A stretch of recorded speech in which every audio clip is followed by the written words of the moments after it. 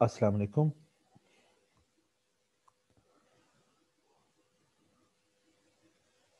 अस्सलाम वालेकुम शफीक साहब। वालेकुम सलाम सर। सर कैसे? हाँ जी, मैं ठीक, आवाज़ ठीक आ रही? सर क्लियर आ रही है? सर कल क्लास होगी ना आपकी? जी कल भी होगी, पूरा हफ्ता ही होगी इंशाल्लाह ताला। ठीक है, ठीक है सर। हाँ।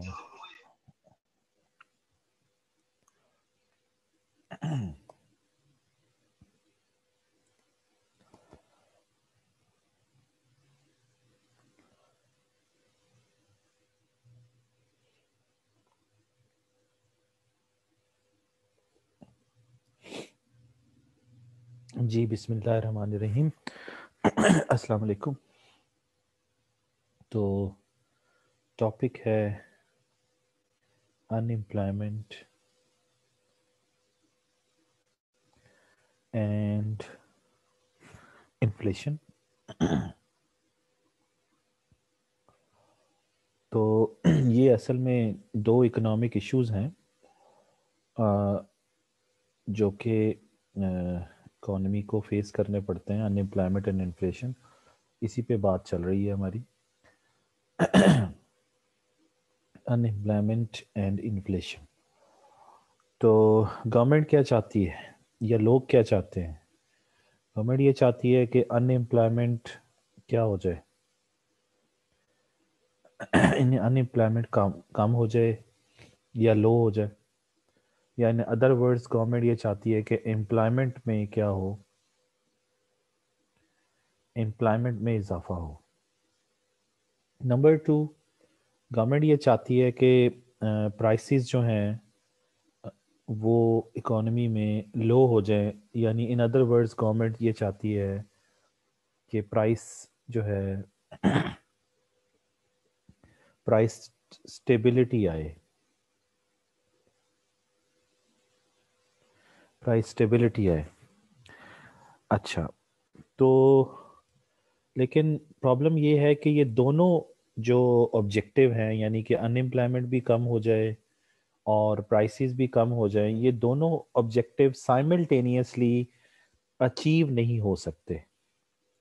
ये दोनों जो हैं साइमल्टेनियसली अचीव नहीं हो सकते। मतलब ये कि अगर आप ये चाहें कि आपके मुल्क में बेरोज़गारी भी कम हो जाए और महंगाई भी कम हो जाए, तो ऐसा हो नहीं सकता थ्योरेटिकली। यानी इकोनॉमिक थ्योरी ये बताती है कि इन दोनों के अंदर नेगेटिव रिलेशनशिप है। ये दोनों एक ही वक्त में अचीव नहीं हो सकते।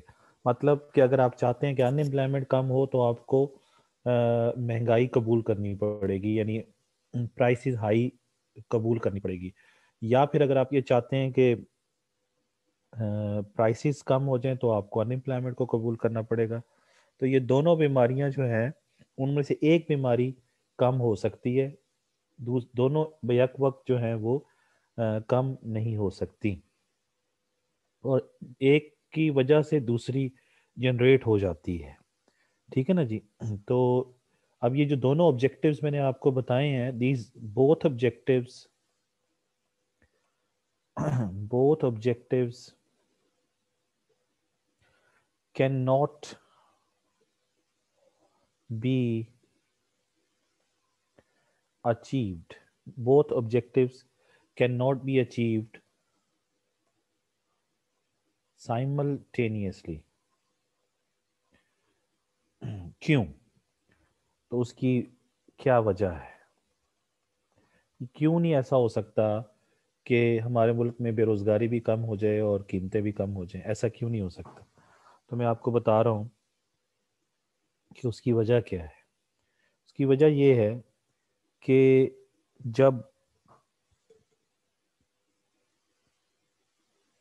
एम्प्लॉयमेंट में इजाफा करते हैं तो इसका मतलब ये है कि आपके मुल्क में अनएम्प्लॉयमेंट जो है वो कम हो रही है। जब अनएम्प्लॉयमेंट कम होने का मतलब ये है कि लोगों को रोज़गार मिला तो उनकी इनकम में इजाफा होगा। रोज़गार मिलेगा तो इनकम बढ़ेगी ना।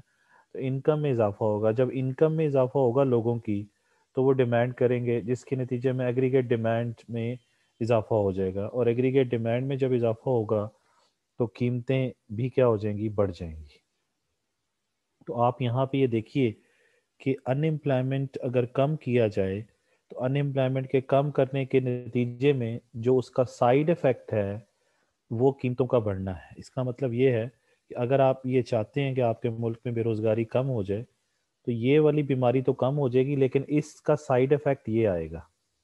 जैसे जैसे फॉर एग्जांपल आप एक डॉक्टर के पास जाते हैं, आप उसे कहते हैं कि जी मुझे पेन हो रही है, तो वो पेन के लिए आपको क्या करता है, आपको पेन किलर तो दे देता है, तो पेन तो कम हो जाएगा, लेकिन उस पेन आपका ऑब्जेक्टिव तो अटेन हो गया कि पेन कम हो गई, लेकिन उसकी एक साइड इफेक्ट भी हो सकती है, और वो ये कि आपकी किडनी के ऊपर कोई असरात हो सकते हैं। तो कोई भी जो मेडिसिन होती है उसका एक साइड इफेक्ट होता है। तो इसी तरीके से जब आप अनएम्प्लॉयमेंट को कम करेंगे तो उसका साइड इफेक्ट ये होगा कि आपके मुल्क में कीमतें बढ़ना शुरू हो जाएंगी। इससे ये पता चला कि अनएम्प्लॉयमेंट और इन्फ्लेशन जो है उनका आपस में क्या रिलेशनशिप है, वो नेगेटिव रिलेशनशिप है आपके सामने।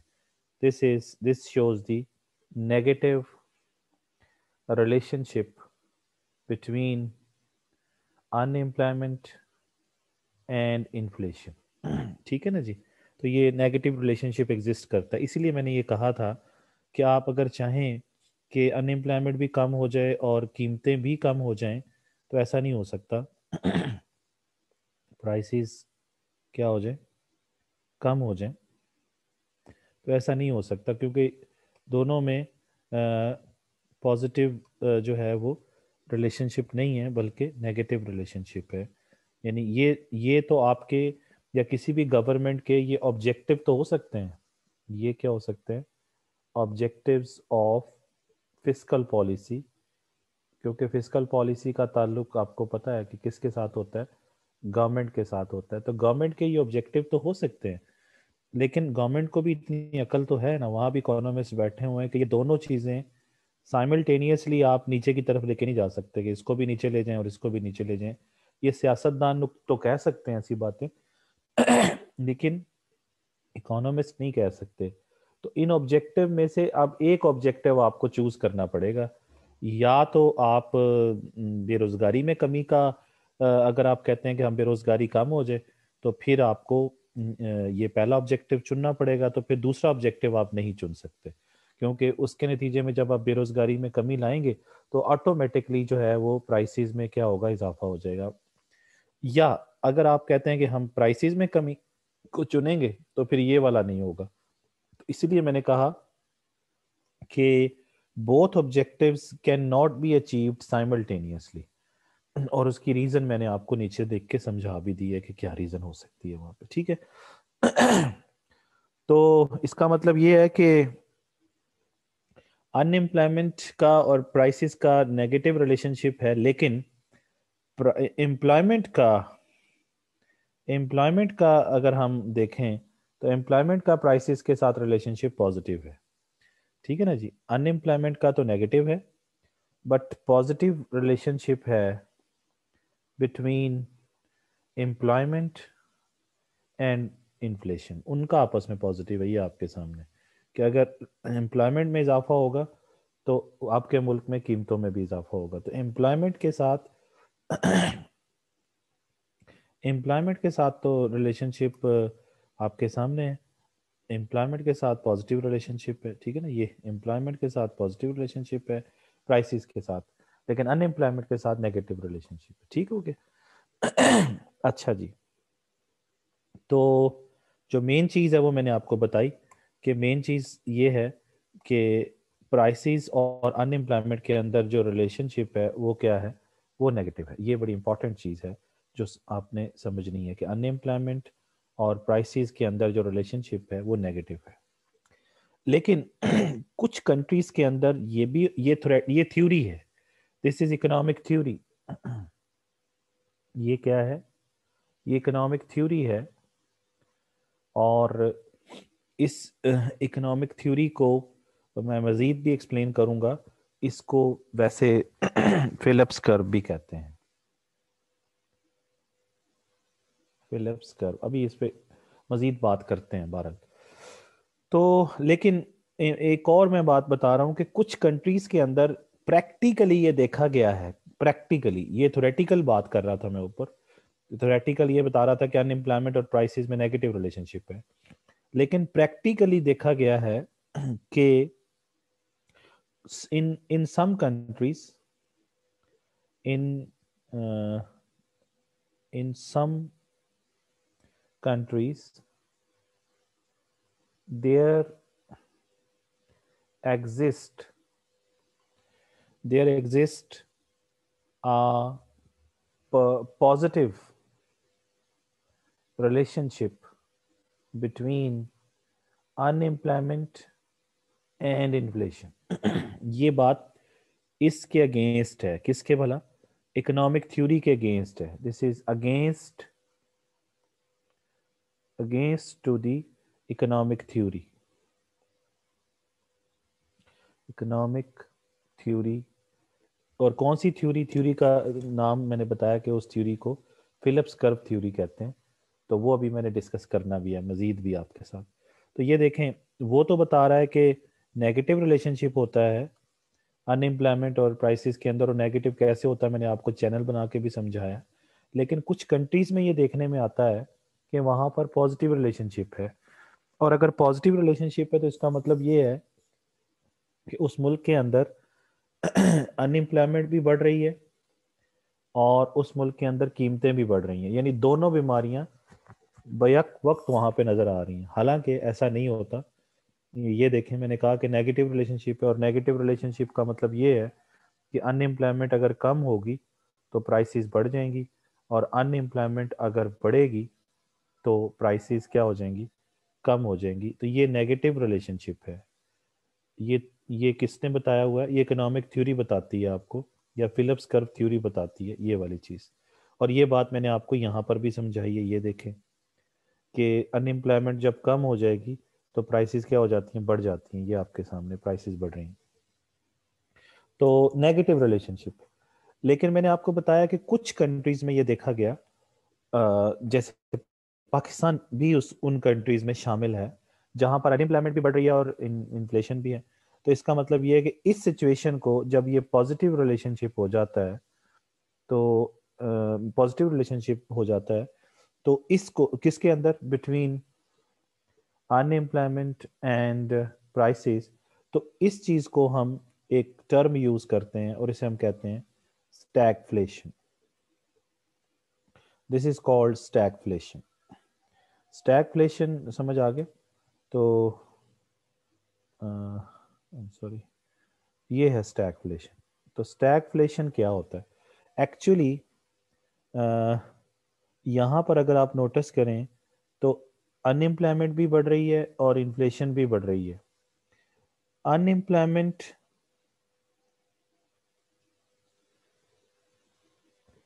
को स्टैग्नेशन भी कहते हैं, स्टैग्नेशन. और दूसरी तरफ क्या है? दूसरी तरफ हमारे पास है इन्फ्लेशन. तो इसका मतलब ये है कि जिस मुल्क में ये दोनों बीमारी इकट्ठी आ जाए तो उसको हम स्टैगफ्लेशन क्यों कहते हैं? क्योंकि स्टैगनेशन में से स्टैग ले लेते हैं और इधर से फ्लेशन ले लेते हैं. ये जिसको मैंने अंडरलाइन किया इतना, स्टैग स्टैग का ताल्लुक किससे है? अनएम्प्लॉयमेंट से है. और इधर से क्या ले लेते हैं? फ्लेशन. तो ये बन जाता है स्टैगफ्लेशन.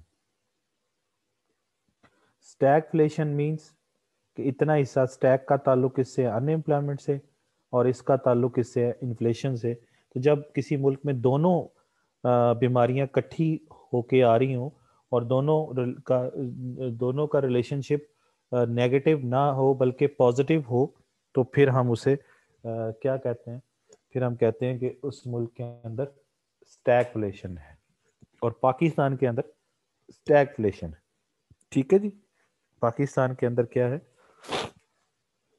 पाकिस्तान के अंदर स्टैगफ्लेशन है. ठीक हो गया.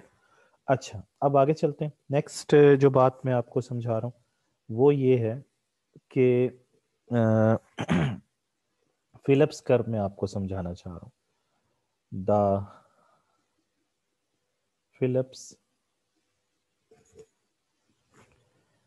फिलिप्स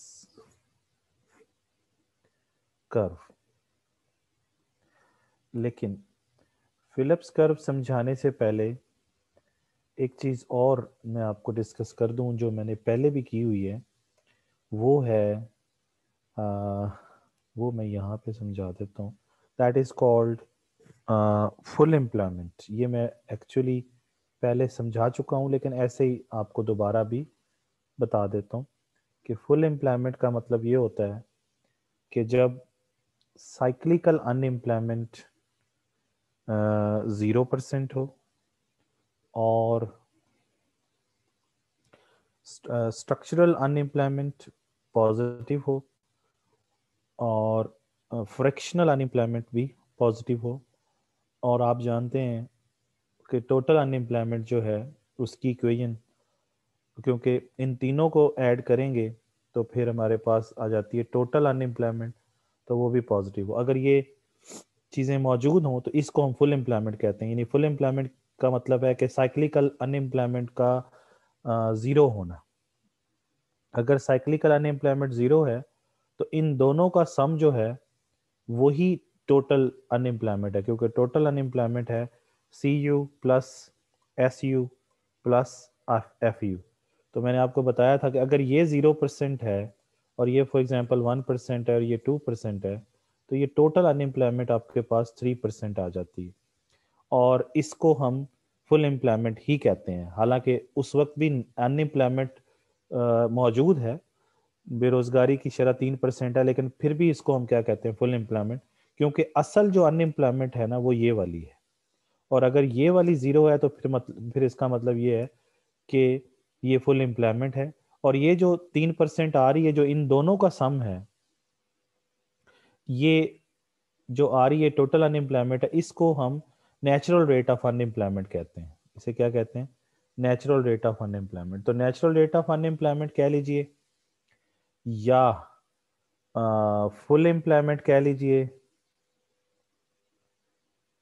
या एक और नाम भी है जिसे हम कहते हैं, ये NRU मैंने पहले बताया हुआ है, नेचुरल रेट ऑफ अनएम्प्लॉयमेंट। और वो नेचुरल रेट ऑफ अनएम्प्लॉयमेंट क्या है? जो कि इन दो का सम है, लेकिन नेचुरल उस वक्त बनेगा वो जब ये जीरो होगा। फॉर एग्जाम्पल अगर ये 0% नहीं है और फर्ज कर लीजिए कि ये 1% है, ये 1% और ये 1% और ये 2%, तो ये टोटल 4% आएगा। तो ये अब ये जो 4% है ना, इसको नेचुरल रेट ऑफ अनएम्प्लॉयमेंट नहीं कह सकते और ना ही इसको फुल एम्प्लॉयमेंट कह सकते हैं, लेकिन इस वाले को कहेंगे, क्योंकि इसमें ये 3% को हम नेचुरल रेट ऑफ अनएम्प्लॉयमेंट कहेंगे और इसी को ही हम फुल एम्प्लॉयमेंट भी कहेंगे। तो नेचुरल रेट ऑफ अनएम्प्लॉयमेंट और फुल एम्प्लॉयमेंट एक ही बात है। और एक और लफ्ज भी यूज होता है, एक और टर्म भी है, उसे हम कहते हैं non accelerating, non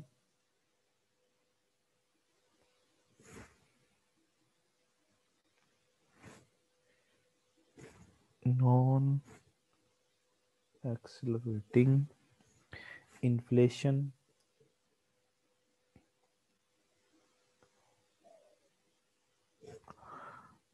non accelerating inflation rate of unemployment. ये तीन नाम एक ही चीज है, यानी ये कह लें, ये कह लें, और इसका एब्रीवेशन बनता है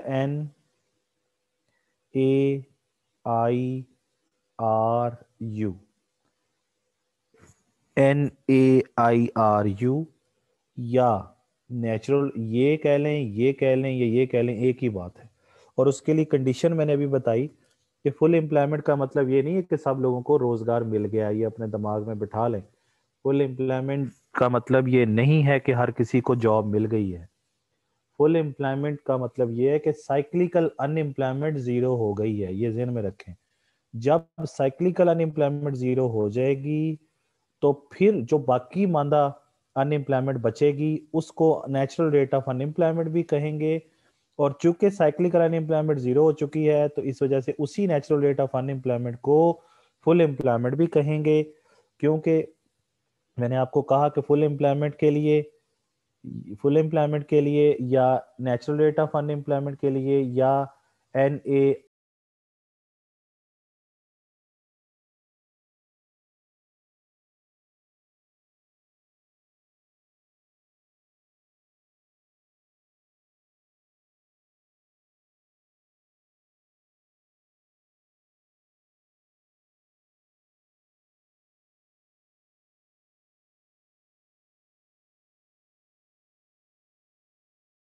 वापस टॉपिक की तरफ। मैंने अभी आपको शुरू में ये समझाया कि आप अनएम्प्लॉयमेंट और क्या कहते हैं इसको, अनएम्प्लॉयमेंट और इन्फ्लेशन के अंदर रिलेशनशिप क्या है, नेगेटिव रिलेशनशिप है, ये मैंने अभी आपको समझाया। और मैंने आपको ये बताया कि इन अनएम्प्लॉयमेंट के कम होने का मतलब ये है कि आपके आपको रोज़गार मिल गया, रोज़गार मिलने के नतीजे में आपकी इनकम में इजाफा होगा, और जब पैसा आएगा तो आप खर्च करेंगे, एग्रीगेट डिमांड में इजाफा होगा, और फिर कीमतें बढ़ जाएंगी। तो ये जो चैनल है ये एक्चुअली बता रहा है कि ये इकोनॉमिक थ्योरी है, और ये इकोनॉमिक थ्योरी फिलिप्स कर्व की थ्योरी है। और अब हम फिलिप्स कर्व को डिटेल से पढ़ रहे हैं, ठीक है ना जी। फिलिप्स कर्व को हम डिटेल से पढ़ते हैं, इसको PC कहते हैं। तो इसका मतलब ये है कि जो फिलिप्स कर्व है ये क्या बताएगा, ये आपको रिलेशनशिप बताएगा किसके अंदर। फिलिप्स कर्व क्या शो करेगा? फिलिप्स कर्व शोज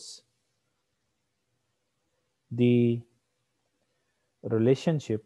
अब मैं रिलेशनशिप ये नहीं बता रहा कि कौन सा रिलेशनशिप, अभी रिलेशनशिप बिटवीन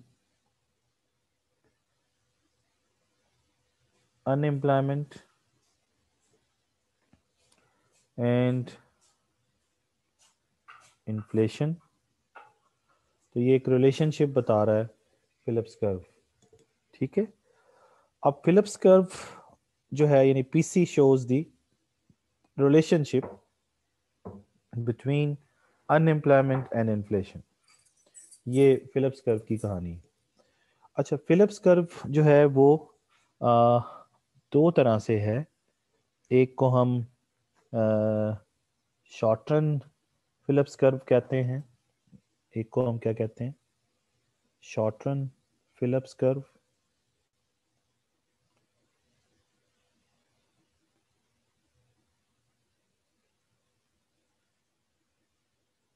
फिलिप्स कर्व और दूसरे को हम कहते हैं लॉन्ग रन फिलिप्स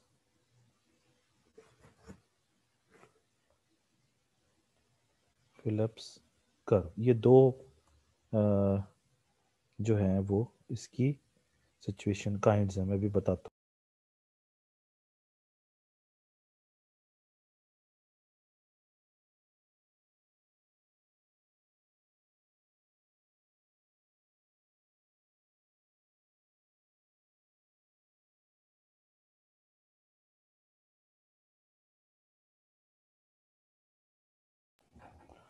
अच्छा जी,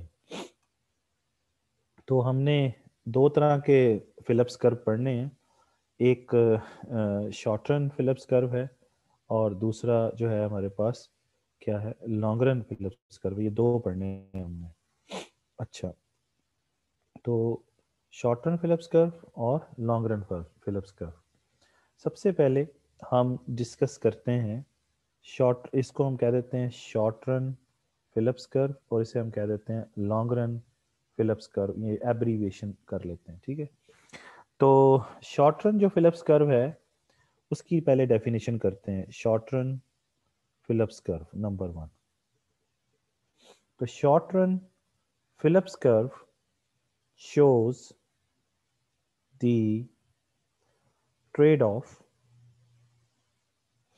trade-off between unemployment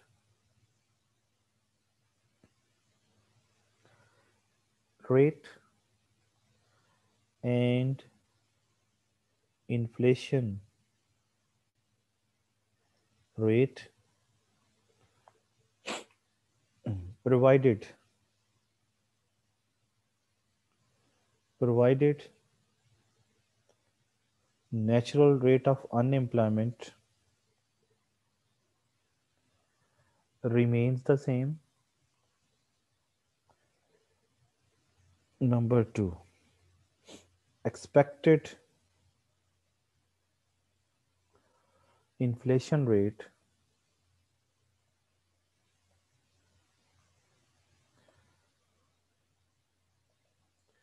remains the same. तो ये है जनाब, ये है जनाब उसकी डेफिनेशन। किसकी भला? शॉर्ट रन फिलिप्स कर्व की डेफिनेशन में बता रहा हूँ। तो मैंने बताया कि this shows the trade off. तो ट्रेड ऑफ का मतलब होता है चॉइस, चुनना। तो चॉइस को शो करता है। Phillips curve shows the trade off between, show the trade off between, किस किस में ट्रेड ऑफ शो करता है? अनएम्प्लॉयमेंट रेट और इन्फ्लेशन रेट के अंदर। यानी इसका मतलब है कि ये नेगेटिव रिलेशनशिप को शो करता है। ट्रेड ऑफ का मतलब ही नेगेटिव रिलेशनशिप होता है। आप ट्रेड ऑफ की जगह नेगेटिव रिलेशनशिप भी लिख सकते हैं। यानी ट्रेड ऑफ का मतलब आप क्या क्या लिख सकते हैं? ट्रेड ऑफ का मतलब आप लिख सकते हैं नेगेटिव रिलेशनशिप। तो इसका मतलब ये वही बात हो रही है जो मैंने यहाँ पे आपको बताई थी कि ये देखें कि इसके अंदर क्या रिलेशनशिप है। फिलिप्स कर्व बता रहा है कि अनएम्प्लॉयमेंट बढ़ेगी तो प्राइसेस कम हो जाएगी, और अनएम्प्लॉयमेंट कम होगी तो प्राइसेस में क्या हो जाएगा? इजाफा हो जाएगा। तो this shows the negative relationship between these two disease. मैं तो इसको इकोनॉमिक डिजीज कह रहा हूँ क्योंकि ये मसले हैं, दोनों एक इश्यूज हैं दोनों लोगों के लिए। अच्छा, अब ये शॉर्ट टर्म फिलिप्स कर्व ये बता रहा है कि नेगेटिव रिलेशनशिप है अनएम्प्लॉयमेंट के अंदर और प्राइसेस के अंदर। मतलब ये कि अगर अनएम्प्लॉयमेंट बढ़ेगी तो प्राइसेस कम हो जाएंगी, और अगर अनएम्प्लॉयमेंट कम होगी तो प्राइसेस में क्या हो जाएगा? इजाफा हो जाएगा।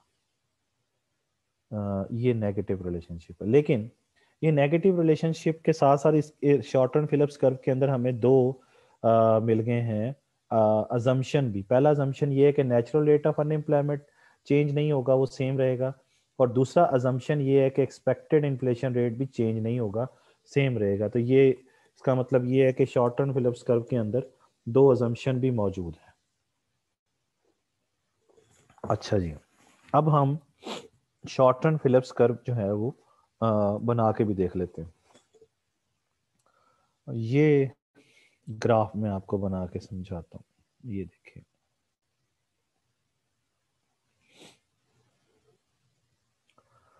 ये यहाँ पे इन्फ्लेशन रेट और यहाँ पे अनएम्प्लॉयमेंट, ये दोनों मैंने लिख लिए हैं।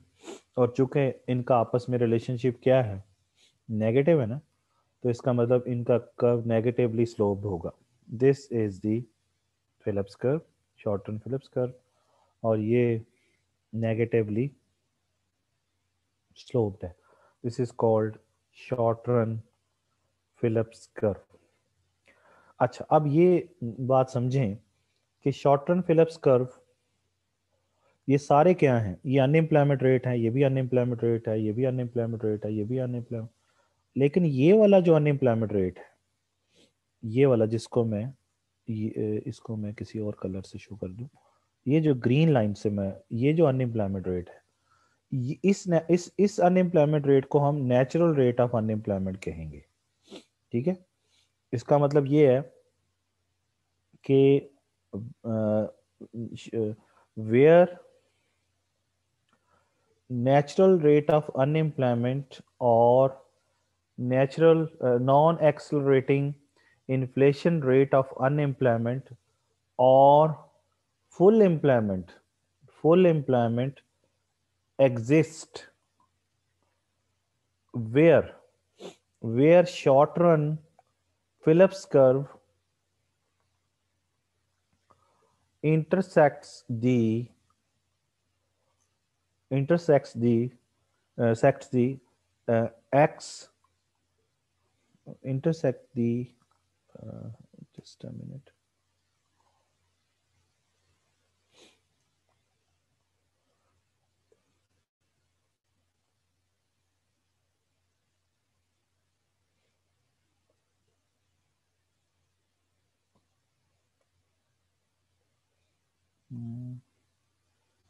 intersect the x axis. तो ये देखें, ये वो पॉइंट है जहां पर इंटरसेक्ट कर रहा है ये वाला, इसको हम नेचुरल रेट ऑफ अनएम्प्लॉयमेंट कहेंगे। इसका मतलब ये हुआ कि शॉर्ट टर्म फिलिप्स कर्व के अंदर एक नेचुरल रेट ऑफ अनएम्प्लॉयमेंट भी मौजूद होगा, और वो कहाँ पे होगा, जहां पर short term Phillips curve x axis को काट के जाएगा, यहाँ पे काट रहा है। अच्छा, बाकी आप ज़रा चेक कर लें तो आपको नज़र आएगा, जैसे अगर आप यहाँ पे हैं, इस पॉइंट पे हैं, तो यहाँ पर इन्फ्लेशन रेट ये है, ये पी स्टैरिक से मैंने कहा इन्फ्लेशन रेट ये है, ठीक है जी। और यहाँ पर अनएम्प्लॉयमेंट रेट जो है वो ये है, ये अनएम्प्लॉयमेंट 1 है, ये फर्ज कर लें 5 है, प्राइसेस ज़्यादा है, ये ए पॉइंट पे। और अगर आप बी पॉइंट पे आ जाते हैं तो बी पॉइंट पे देखें, जब आपने प्राइसेस कम हो गई, फर्ज करें P4 पे आ गई, और अनएम्प्लॉयमेंट रेट जो है वो ये हो गया अनएम्प्लॉयमेंट 2। इसका मतलब ये हुआ कि जब प्राइसेस में कमी आएगी तो अनएम्प्लॉयमेंट में इजाफा होगा। जब आप पॉइंट ए से पॉइंट बी की तरफ मूव करते हैं तो प्राइसेस में क्या आ रही है, कमी, और अनएम्प्लॉयमेंट में क्या हो रहा है, इजाफा। तो ये नेगेटिव रिलेशनशिप आपके सामने है। इसी तरीके से अगर आप बी से ए की तरफ जाएंगे तो प्राइसेस में इजाफा हो जाएगा, अनएम्प्लॉयमेंट में कमी हो जाएगी, ठीक है ना जी। तो अब आप कहेंगे जी कि प्राइसेस, जो प्राइस एक्सिस है यहाँ पर, चूंकि ये पी स्टैरिक का मतलब है इन्फ्लेशन रेट है ना, और ये यूएन का मतलब है अनएम्प्लॉयमेंट रेट, तो इन्फ्लेशन रेट तो ज़ीरो भी हो सकता है, और नेगेटिव भी हो सकता है, पॉजिटिव भी हो सकता है। इसलिए मैंने आपको बताया ये कीमतें ज़ीरो नहीं हो रही, और ना ही जो है यहाँ पे कीमतें नेगेटिव हो रही हैं, ये इन्फ्लेशन रेट है। और पिछले लेक्चर में मैंने आपको इन्फ्लेशन रेट कैलकुलेट करके दिखाया था, 0% भी बताया था, नेगेटिव भी बताया था, और पॉजिटिव भी बताया था। अच्छा जी, अब इससे आगे चलें तो हमें ये बात समझ में आ गई कि ये जो इन्फ्लेशन रेट होता है, इन्फ्लेशन रेट जिसको मैंने पी स्टैरिक कहा है यहाँ पे, वो 0% भी हो सकता है, पॉजिटिव भी हो सकता है, और नेगेटिव भी हो सकता है। ये वाली बात मैंने आपको पिछले लेक्चर में समझाई थी। इसीलिए ये वाई एक्सिस जो है वो 0 पे भी है, और ये पी स्टैरिक यहाँ पे डैश कर लेते हैं, नेगेटिव भी और 0 भी और पॉजिटिव भी है। अनएम्प्लॉयमेंट, ठीक है, अनएम्प्लॉयमेंट आपके सामने पॉजिटिव ही है। तो शॉर्ट रन फिलिप्स कर्व समझ आ गया आपको, short run Phillips curve clear हो गया। अच्छा, अब इसमें जो एक जम्पशन ये था कि नेचुरल रेट ऑफ, ये नेगेटिव रिलेशनशिप तो समझ आ गया, ये बात भी समझ में आ गई कि natural rate of unemployment remain the same. तो यहाँ पे जो नेचुरल रेट ऑफ अनएम्प्लॉयमेंट है वो सेम है, चेंज नहीं हो रहा। और दूसरी बात ये बता रहे हैं कि expected inflation rate remain the same. तो एक्सपेक्टेड इन्फ्लेशन रेट भी इसमें तब्दील नहीं हो रहा। और यहाँ पे मैं बता दूं कि जो एक शॉर्ट रन फिलिप्स कर्व होता है उसके ऊपर जो हम फर्ज कर लेते हैं कि इसके ऊपर एक्सपेक्टेड इन्फ्लेशन रेट जो है, एक्सपेक्टेड इन्फ्लेशन रेट जो है वो कोई तो है, जैसे फॉर एग्जांपल 5% है, तो ये इस पे पूरे पे सेम ही रहेगा 5%। यानी आप ए पे पूछा जाए, ए पॉइंट पे बताइए एक्सपेक्टेड इन्फ्लेशन रेट कितना है, तो आप कहेंगे 5%। और आपसे पूछा जाए बी पॉइंट पे बताइए एक्सपेक्टेड इन्फ्लेशन रेट कितना है, तो आप कहेंगे 5%। और अगर आपसे पूछा जाए सी पॉइंट पे बताइए एक्सपेक्टेड इन्फ्लेशन रेट कितना है, तो आप कहेंगे 5%। अच्छा, अब एक चीज और भी बता दूं कि ये जो पी स्टैरिक यहाँ पे लिखा हुआ है, ये मैंने पीई लिखा है, ये एक्सपेक्टेड इन्फ्लेशन रेट है। और यहाँ पे मैं लिख रहा हूँ कि एक्सपेक्टेड इन्फ्लेशन रेट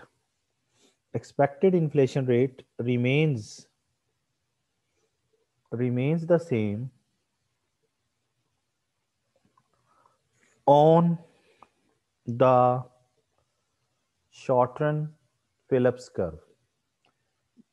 अच्छा, दूसरी बात, जो आपका एक्चुअल इन्फ्लेशन रेट होता है, एक्चुअल इन्फ्लेशन रेट, पीए का मतलब एक्चुअल इन्फ्लेशन रेट, वो वेरी करता है, very along the short run Phillips curve, वो वेरी करेगा। जैसे ये जो आपने लिखा हुआ ना पी, ये एक्चुअली एक्चुअल इन्फ्लेशन रेट है, और यहाँ पे देखें ये पी 5 जो है ये पी ए है, ये भी क्या है, पी ए है। तो actual inflation rate A point पर पूछा जाए आपसे कितना है, तो आप कहेंगे जी 5 ए पॉइंट पे। आपसे पूछा जाए एक्चुअल इन्फ्लेशन रेट बी पे बताएं, तो आप कहेंगे 4। और इसी तरह से आप अगर आपसे पूछा जाए कि एक्सपेक्टेड इन्फ्लेशन रेट बताइए ए पॉइंट पे, तो आप कहेंगे 5%। और आपसे पूछा जाए बी पॉइंट पर एक्सपेक्टेड इन्फ्लेशन रेट बताएं, तो आप कहेंगे 5%। तो इसका मतलब है कि एक्सपेक्टेड इन्फ्लेशन रेट तो सेम रहेगा, ये आपके सामने एक्सपेक्टेड इन्फ्लेशन रेट तो सेम रहेगा अलोंग द फिलिप्स कर्व, लेकिन एक्चुअल इन्फ्लेशन रेट जो है वो वेरी करेगा। और एक्चुअल इन्फ्लेशन रेट आपने कहाँ पर प्लेस किया हुआ है, ये यहाँ पे वाई एक्सिस पे आपने एक्चुअल इन्फ्लेशन रेट लिखा हुआ है, ठीक है। तो ये जो पीई है, पीई का मतलब है एक्सपेक्टेड इन्फ्लेशन रेट, और जो पी ए है इसका मतलब है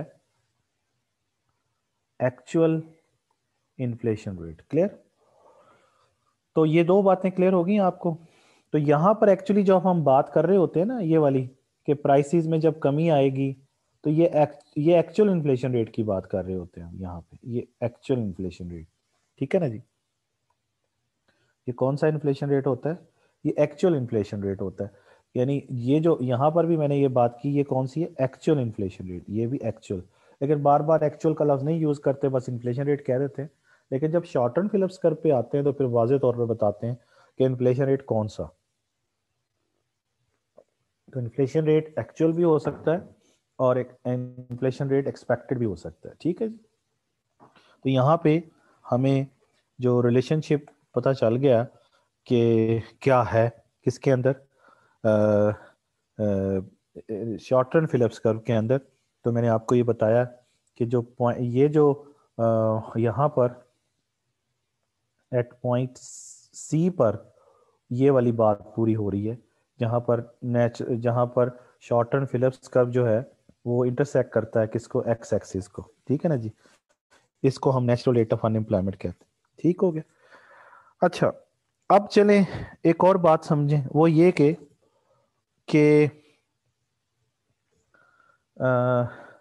अगर, जैसे मैंने अभी आपको कहा था स्टैगफ्लेशन की बात की थी मैंने यहाँ पे, तो स्टैगफ्लेशन के अंदर मैंने आपको ये बताया था कि अनएम्प्लॉयमेंट और इन्फ्लेशन के अंदर रिलेशनशिप क्या होता है, पॉजिटिव होता है। तो अब ये बात है कि ये एंड है, अब ये बात है कि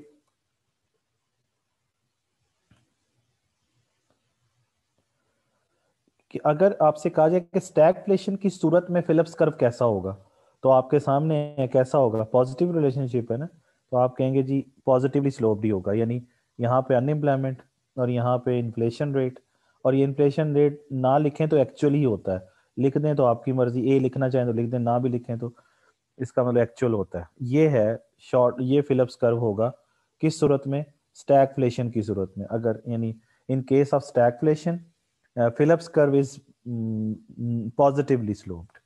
In case of stagflation, यानी in case of, or in case of stagflation,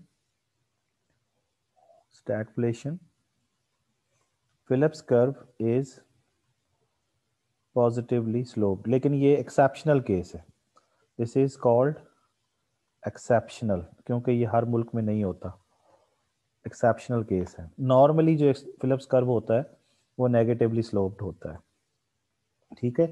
यहाँ तक हमें शॉर्ट टर्म फिलिप्स कर्व की स्टोरी जो है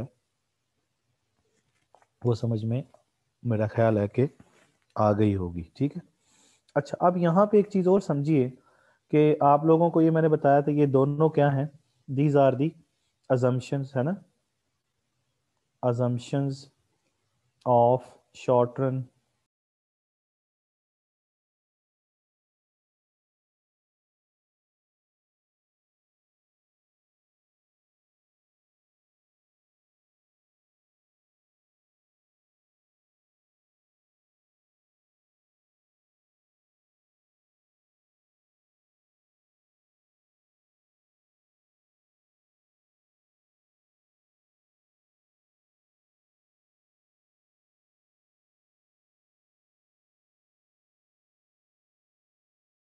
then the short run Phillips curve will shift. तो शॉर्ट टर्म फिलिप्स कर्व क्या करेगा, शिफ्ट कर जाएगा। तो वो अजम्पशन क्या क्या थे, पहला अजम्पशन ये था कि natural rate of unemployment change ना हो, लेकिन अब अगर चेंज हो जाता है तो क्या होगा, तो short term Phillips curve shift हो जाएगा। और दूसरा ये था कि एक्सपेक्टेड इन्फ्लेशन रेट जो है वो चेंज ना हो, लेकिन अगर अब यहाँ तो हमने कहा था ना remains the same, remains the same means कि चेंज ना आए, रिमेन्स द सेम मीन्स कि चेंज ना आए, यानी no change, no change in N R U and no change in expected inflation rate.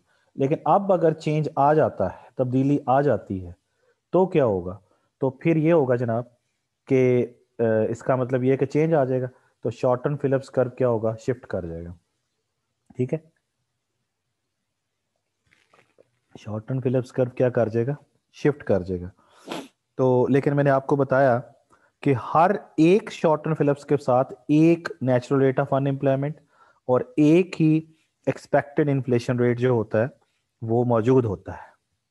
अब अगर एक्सपेक्ट, जैसे ये वाला शॉर्ट टर्म फिलिप्स कर्व हमने बनाया था, तो इसके ऊपर मैंने फर्ज किया था कि 5% एक्सपेक्टेड इन्फ्लेशन रेट है जो पूरे कर्व पर सेम रहता है, यानी ए पॉइंट पर भी एक्सपेक्टेड इन्फ्लेशन रेट 5% है, बी पर भी 5% है, सी पर भी 5% है, लेकिन एक्चुअल इन्फ्लेशन रेट आपको नजर आ रहा होगा वेरी कर रहा है, ए पर 5 है, और बी पर 4 है, सी पर 0 नजर आ रहा है आपको। ठीक है ना जी, तो एक्चुअल इन्फ्लेशन रेट वेरी करेगा।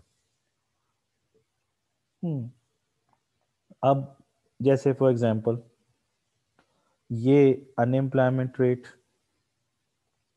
ये इन्फ्लेशन रेट को स्टैरिक से शो कर देते हैं, पी स्टैरिक, और ये आपके पास शॉर्ट रन फिलिप्स कर्व है 1, और अब आप कहते हैं this is short run Phillips curve जो है 2, तो ये short run Phillips curve change हो गए ना। तो इसके ऊपर जो आपका एक्सपेक्टेड इन्फ्लेशन रेट है वो फर्ज कर लें 5% है, तो अगर एक्सपेक्टेड इन्फ्लेशन रेट बढ़ जाता है और वो 10% हो जाता है तो ये अपवर्ड शिफ्ट कर जाएगा। तो एक्सपेक्टेड इन्फ्लेशन रेट जितना बढ़ता जाएगा, short term Phillips curve rightward shift करता चला जाएगा। ठीक हो गया जी, इसी तरीके से ये मैंने आपको शिफ्ट करके दिखाया। इसी तरीके से नेचुरल रेट ऑफ अनएम्प्लॉयमेंट भी चेंज कर देंगे तो भी शॉर्ट टर्म फिलिप्स कर्व क्या करेगा, चेंज कर जाएगा। ठीक है, ये शॉर्ट टर्म फिलिप्स कर्व, इसके ऊपर नेचुरल रेट ऑफ अनएम्प्लॉयमेंट ये है, नेचुरल रेट ऑफ अनएम्प्लॉयमेंट फर्ज कर लें ये है, और फर्ज कर लें कि अब जो नेचुरल रेट ऑफ अनएम्प्लॉयमेंट है वो ये हो जाता है, this one natural rate of unemployment 2, तो ये शॉर्ट रन फिलिप्स कर्व 1 और ये short run Phillips curve 2।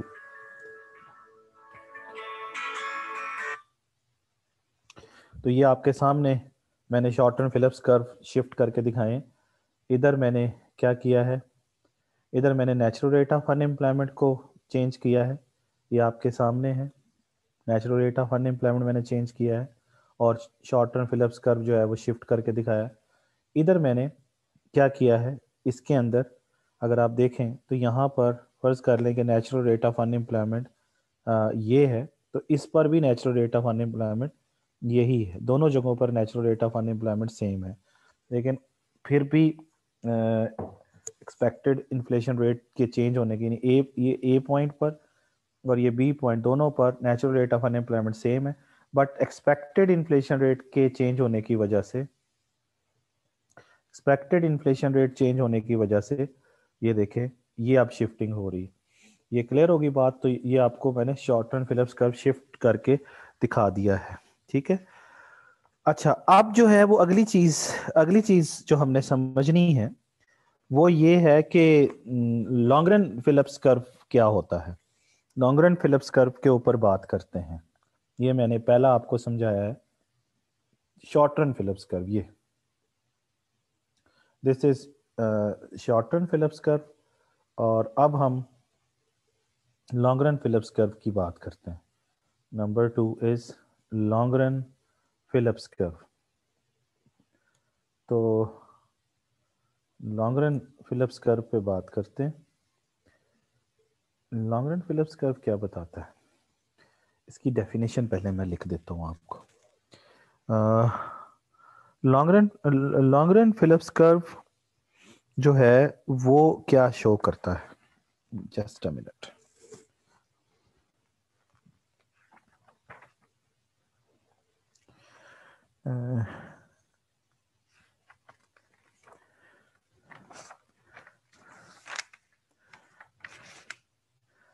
Hold on.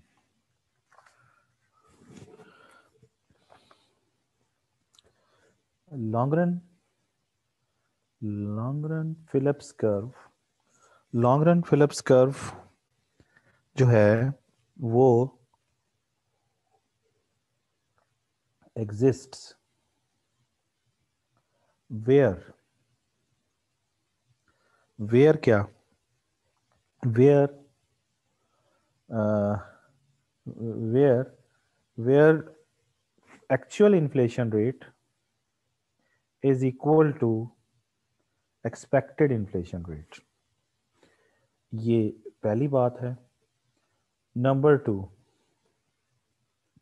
Long run Phillips curve is vertical eight natural rate of unemployment. ये है जी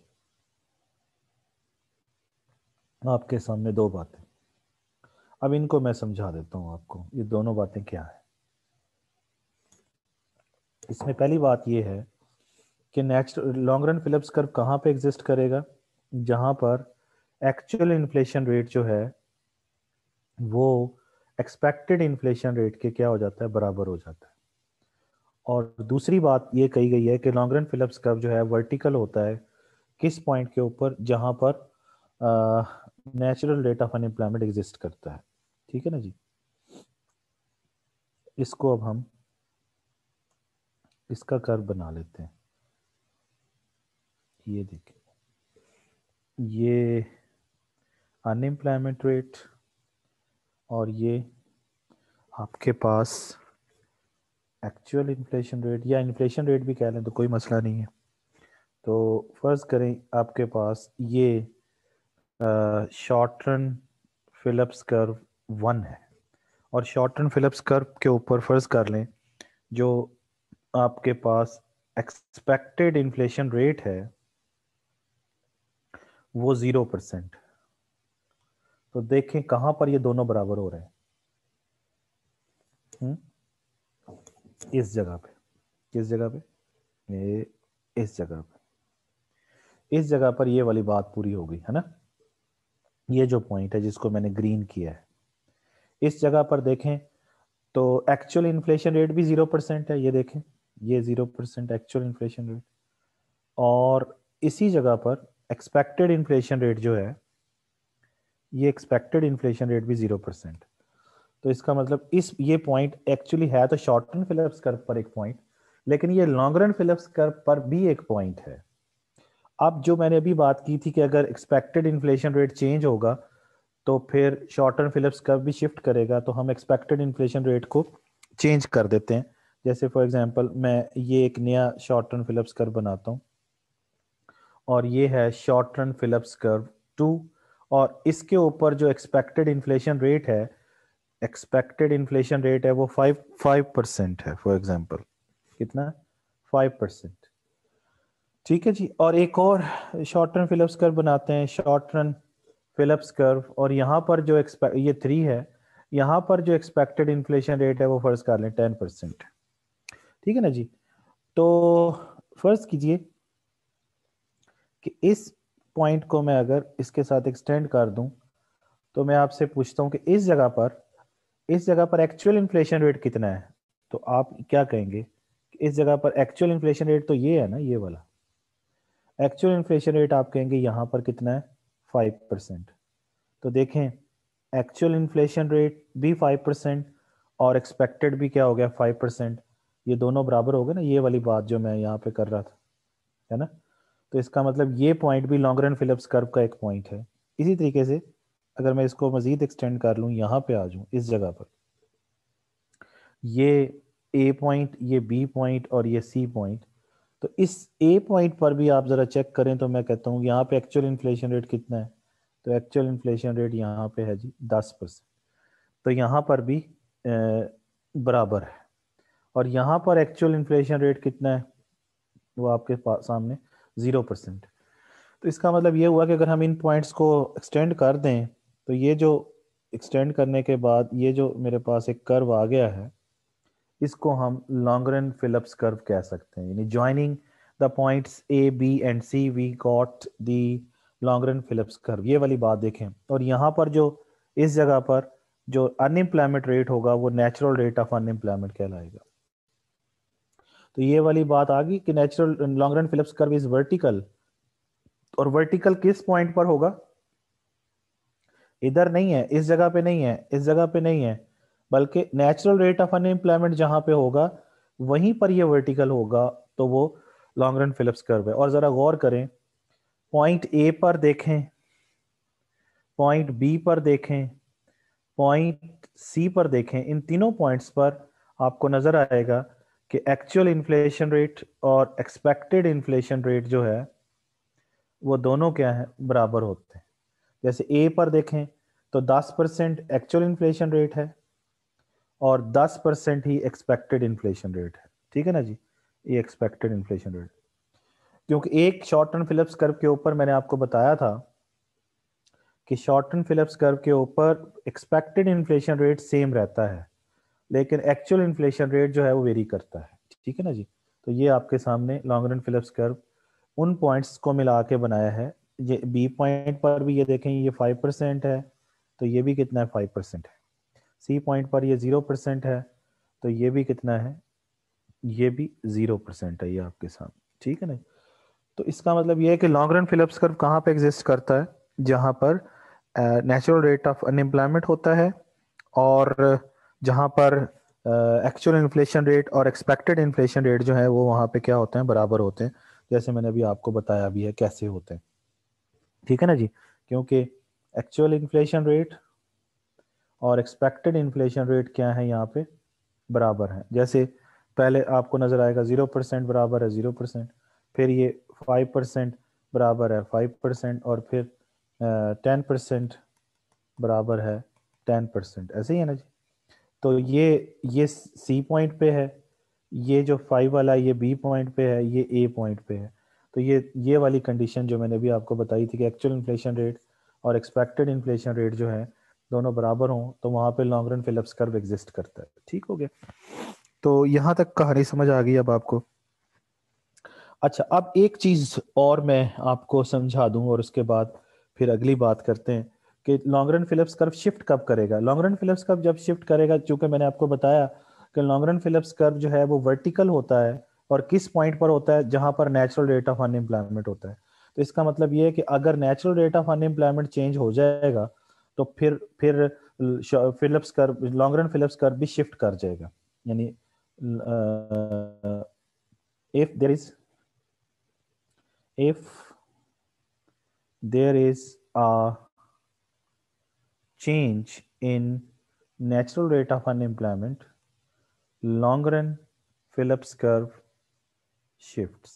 ठीक है जी, कैसे, ये फर्ज कर लीजिए अनएम्प्लॉयमेंट है और ये इन्फ्लेशन रेट, तो क्या होता है, ये आपके पास लॉन्ग रन फिलिप्स कर्व है, ये नेचुरल रेट ऑफ अनएम्प्लॉयमेंट 1 पे, लॉन्ग रन फिलिप्स कर्व 1।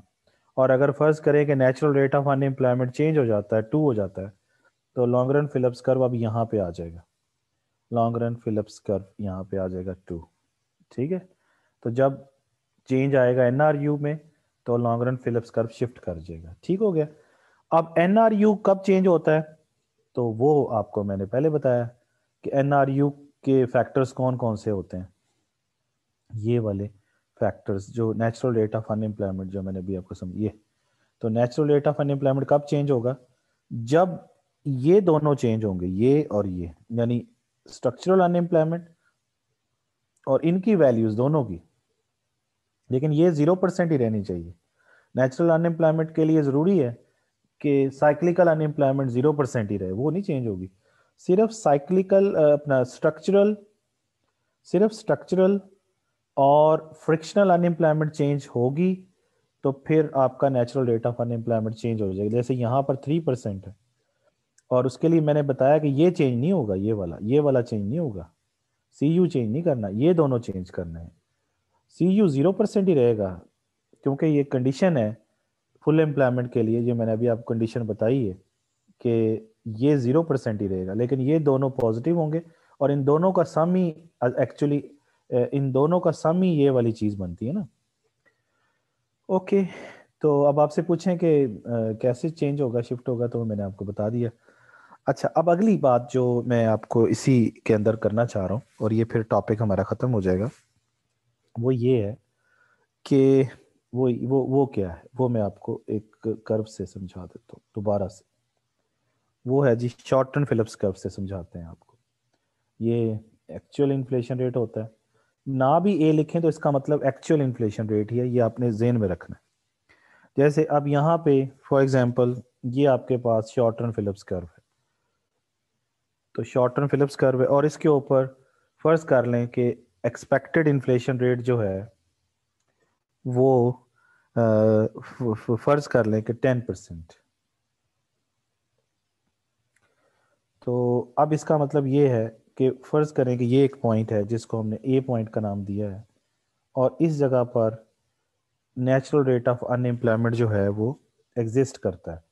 ये भी अनएम्प्लॉयमेंट ही है लेकिन ये नेचुरल रेट ऑफ अन, क्योंकि ये सारा अनएम्प्लॉयमेंट ही है, ये भी अनएम्प्लॉयमेंट है। यानी ये जो रेट आ रहा है अब यहाँ पे ये वाला, ये अनएम्प्लॉयमेंट नेचुरल नहीं है, ये वाला जो बी पॉइंट पे आ रहा है, लेकिन जो सी पॉइंट पे आ रहा है वो भी नेचुरल नहीं है सारे ही अनएम्प्लॉयमेंट, ये भी अनएम्प्लॉयमेंट रेट है, ये भी अनएम्प्लॉयमेंट रेट है, ये भी अनएम्प्लॉयमेंट है, लेकिन ये नेचुरल रेट ऑफ अनएम्प्लॉयमेंट।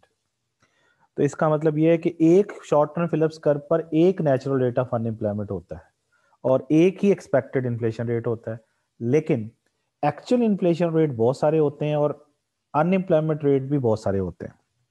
अब जरा हम चेक करते हैं कि बी पॉइंट पर जरा देखें, ए पॉइंट पर सॉरी ए पॉइंट पर देखें और इसी तरीके से सी पॉइंट पर देखें, तो आपको एक्चुअल इन्फ्लेशन रेट नजर आ जाएंगे। फर्ज कर लें यहाँ पर जो एक्चुअल इन्फ्लेशन रेट है वो 15% और यहाँ पर जो एक्चुअल इन्फ्लेशन रेट है वो फर्ज कर लें 10% है। क्यों मैंने 10% लिखा है?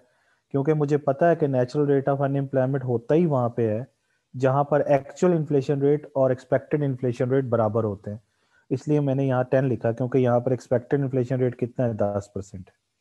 तो इसका मतलब ए पॉइंट वो पॉइंट होगा जहाँ पर एक्चुअल इन्फ्लेशन रेट और एक्सपेक्टेड इन्फ्लेशन रेट दोनों बराबर होंगे। और यहाँ पर देखें तो एक्चुअल इन्फ्लेशन रेट 5% है, ठीक है ना जी। तो अगर फर्ज करें ये एक्सपेक्टेड इन्फ्लेशन रेट 5% पे बना होता तो फिर नेचुरल रेट ऑफ अनएम्प्लॉयमेंट यहाँ पे आ जाता, ठीक है ना जी। तो नेचुरल रेट ऑफ अनएम्प्लॉयमेंट होता ही वहाँ पे है जहाँ पर एक्चुअल इन्फ्लेशन रेट और एक्सपेक्टेड इन्फ्लेशन रेट बराबर होते हैं, यानी जहाँ दोनों बराबर होंगे, जहाँ पर दोनों बराबर होंगे वहाँ पर वहाँ पर वहाँ पर नेचुरल रेट ऑफ अनएम्प्लॉयमेंट क्या करता है, एग्जिस्ट करता है। ठीक हो गया, तो ये बात क्लियर हो गई। इसीलिए ये देखें इस बी पॉइंट पर भी चेक कर लें तो नेचुरल रेट ऑफ अनएम्प्लॉयमेंट है, सी पर भी नेचुरल रेट है, ए पर भी नेचुरल, क्योंकि इन सब पॉइंट्स पर, इन तीनों पॉइंट्स पर ये दोनों बराबर हैं और जहां ये दोनों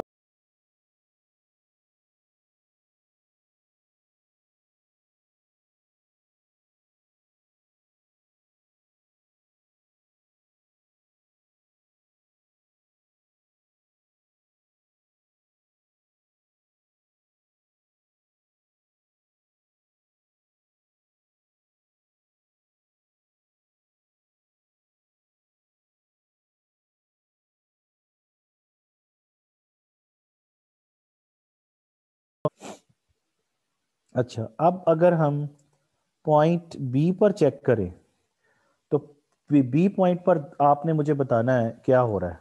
तो बी पॉइंट पर ज़रा चेक करें, बी पॉइंट पर ज़रा चेक करें तो क्या हो रहा है। बी पॉइंट पर जनाब एक्चुअल इन्फ्लेशन रेट कितना है, बी पॉइंट पर एक्चुअल इन्फ्लेशन रेट जो है वो ग्रेटर देन है किससे, एक्सपेक्टेड इन्फ्लेशन रेट से। क्यों बोला? क्योंकि बी पॉइंट पर एक्चुअल इन्फ्लेशन रेट कितना आ रहा है? एक्चुअल इन्फ्लेशन रेट आ रहा है 15%, और expected inflation rate B point पे कितना है? 10%। एक्सपेक्टेड तो हर पॉइंट पे सेम आएगा ना। एक्सपेक्टेड इन्फ्लेशन रेट जो होता है वो is same on one short run Phillips curve, है ना। यानी पॉइंट ए पर भी, पॉइंट बी पर भी, पॉइंट सी पर भी, सब जगहों पर। यहां पर देखो किस पे बना हुआ है ये एक्सपेक्टेड इन्फ्लेशन रेट कितना है, ये फर्ज किया गया 10%। तो ए पर भी 10% होगा, बी पर भी और सी पर भी। लेकिन एक्चुअल इन्फ्लेशन रेट ये आपके सामने वेरी कर रहा है, कभी 15 है, कभी 10 है, कभी 5 है। तो आप देखिए कि बी पॉइंट के ऊपर जो एक्चुअल इन्फ्लेशन रेट है वो एक्सपेक्टेड इन्फ्लेशन रेट से ज़्यादा है। और जब भी actual inflation rate expected inflation rate से ज़्यादा होगा तो आप देखें कि अनएम्प्लॉयमेंट कम हो जाएगी, है ना। जैसे बी पॉइंट पे आपको नज़र आ रहा है कि कम हो गई, तो इसका मतलब ये है कि अनएम्प्लॉयमेंट जो है वो फॉल कर जाएगी। अनएम्प्लॉयमेंट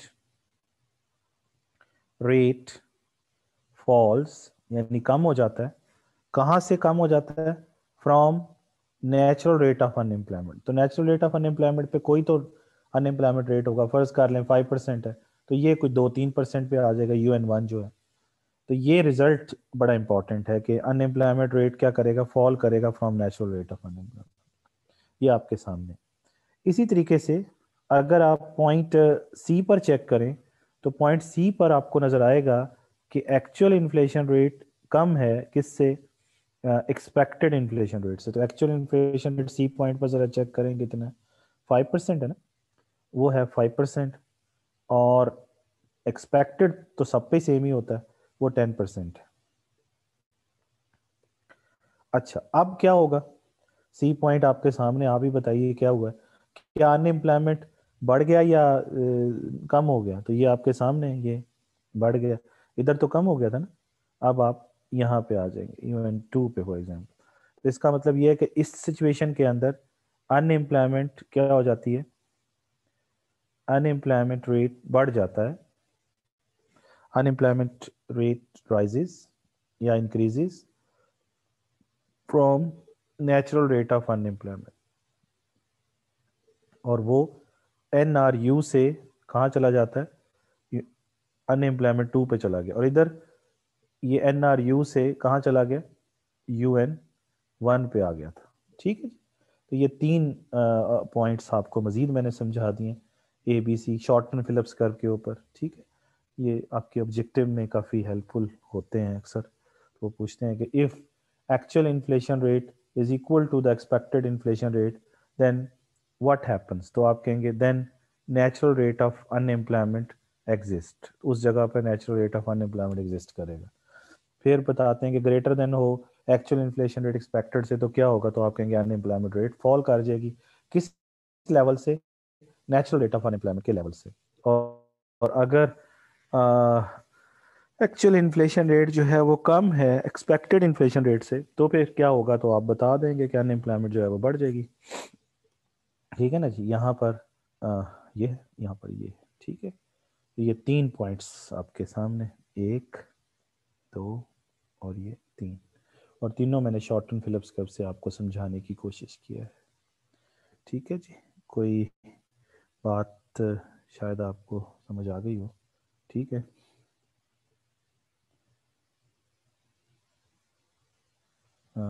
अच्छा, मुस्कान पूछ रही है कि जी अगर सर इन्फ्लेशन 0% हो जाए तो अनएम्प्लॉयमेंट लेवल 0 कैसे होगा?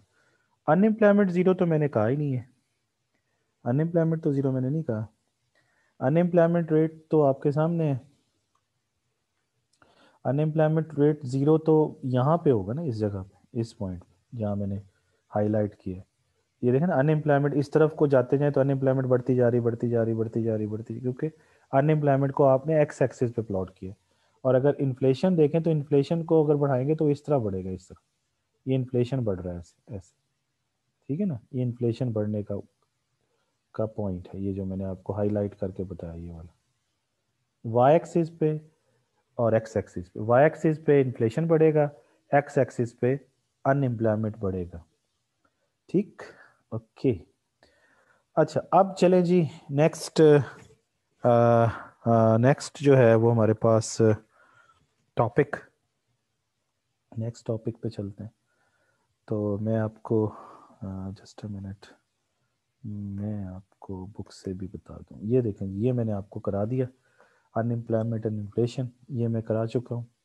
ठीक है, कि क्या होता है फुल एम्प्लॉयमेंट, मैंने आपको बता दिया कि फुल एम्प्लॉयमेंट को हम नेचुरल रेट ऑफ अनएम्प्लॉयमेंट भी कहते हैं और non accelerating inflation rate of unemployment भी कहते हैं। ये मैं पूरी स्टोरी सुना दी आपको। फिलिप्स कर्व मैंने आपको बता दिया किसे कहते हैं, बल्कि बड़ा डिटेल से बता दिया। ठीक है जी, ये मैंने आपको फिलिप्स कर्व समझा दिया हुआ है।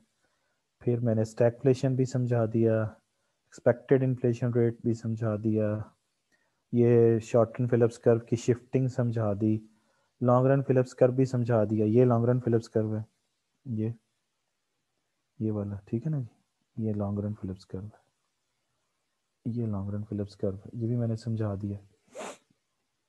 और ये टॉपिक खत्म हो गया। ठीक है ना जी, नेक्स्ट टॉपिक पे चलते हैं। नेक्स्ट टॉपिक है हमारे पास फिस्कल पॉलिसी। फिस्कल पॉलिसी पे हमने पहले भी कई दफ़ा बातचीत की हुई है, लेकिन फिर कर लेते हैं। एक चीज़ ज़हन में रखें कि दुनिया के अंदर जो इकोनॉमिक पॉलिसीज़ हैं, ये मैं इधर समझाता हूँ आपको। इकोनॉमिक जो पॉलिसीज़ हैं, इकोनॉमिक सॉरी इकोनॉमिक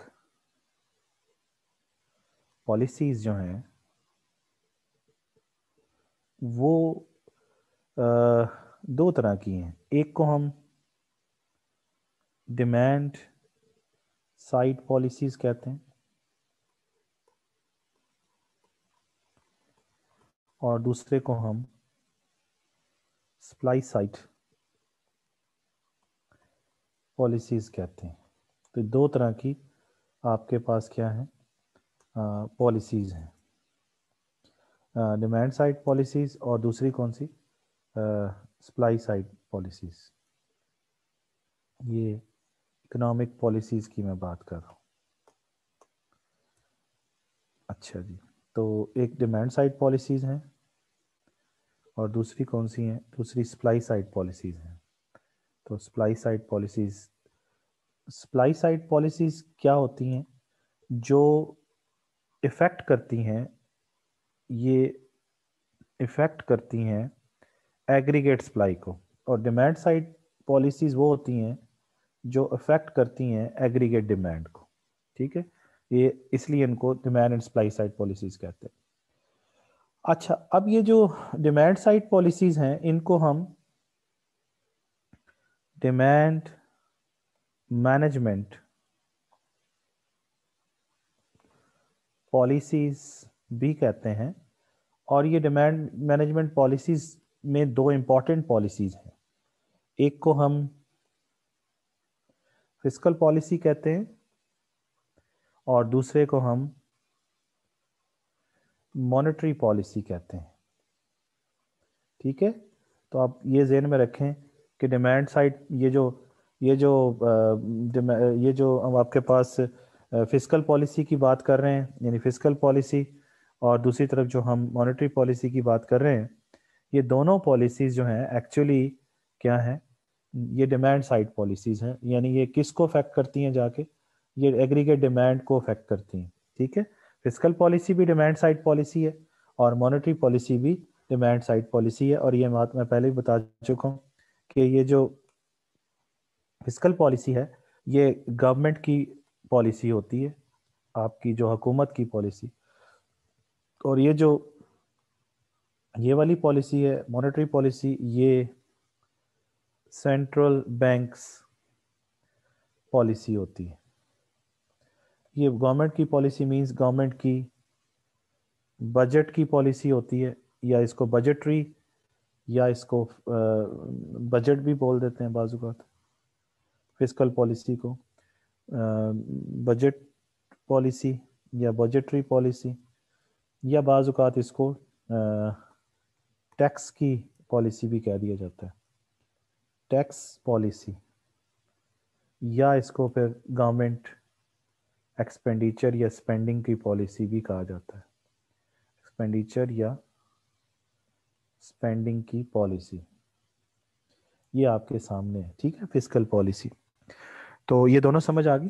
और दूसरी तरफ जो हमारे पास है वो कौन सी पॉलिसी है, जो मैंने अभी आपको बताया, वो है ये दोनों पॉलिसीज डिमांड साइड पॉलिसीज हैं, क्योंकि ये दोनों किसको अफेक्ट करती हैं जाके, एग्रीगेट डिमांड को। तो ये एग्रीगेट डिमांड को अफेक्ट करती हैं दोनों पॉलिसीज। एग्रीगेट सप्लाई को जो पॉलिसीज अफेक्ट करती हैं उन्हें हम सप्लाई साइड पॉलिसीज कहते हैं। तो ये इकोनॉमिक जो पॉलिसीज हैं वो हमारे सामने आ गई कि डिमांड साइड भी हैं और दूसरी कौन सी है, सप्लाई साइड भी हैं, ठीक है। अच्छा जी, अब इसको ज़रा पढ़ते हैं, मज़ीद मज़ीद पढ़ते हैं। तो ये देखें, बुक से पढ़ते हैं। ये आपके पास फिस्कल पॉलिसी आया हुआ है। ये मैं अभी आपको बता चुका कि फिस्कल पॉलिसी जो है वो गवर्नमेंट की पॉलिसी है, गवर्नमेंट की बोरोइंग की पॉलिसी, गवर्नमेंट की टैक्स की पॉलिसी और गवर्नमेंट की स्पेंडिंग। और इकोनॉमिक्स में गवर्नमेंट पब्लिक को कहते हैं, ठीक है, public means government. Monetary policy मैंने आपको बताया कि ये भी गवर्नमेंट से कंसर्न तो होती है, लेकिन एक्चुअली ये किसकी पॉलिसी होती है, कंसर्न विद, ये गवर्नमेंट लिखना नहीं चाहिए यहाँ पे, central bank policy. Central bank, चूँकि सेंट्रल बैंक भी गवर्नमेंट का ही बैंक होता है इसलिए गवर्नमेंट का कह देते हैं, लेकिन बेसिकली ये सेंट्रल बैंक की पॉलिसी है जो मनी सप्लाई को, मॉनेटरी सिस्टम को, इंटरेस्ट रेट को, एक्सचेंज रेट को, क्रेडिट को अफेक्ट करती है। और ये दोनों पॉलिसीज यानी फिस्कल पॉलिसी और मॉनेटरी पॉलिसी, ये दोनों पॉलिसीज क्या हैं, ये एग्रीगेट डिमांड को अफेक्ट करती हैं क्योंकि ये डिमांड साइड पॉलिसी है। दूसरी तरफ जो पॉलिसी होती हैं उन्हें सप्लाई साइड पॉलिसीज कहते हैं।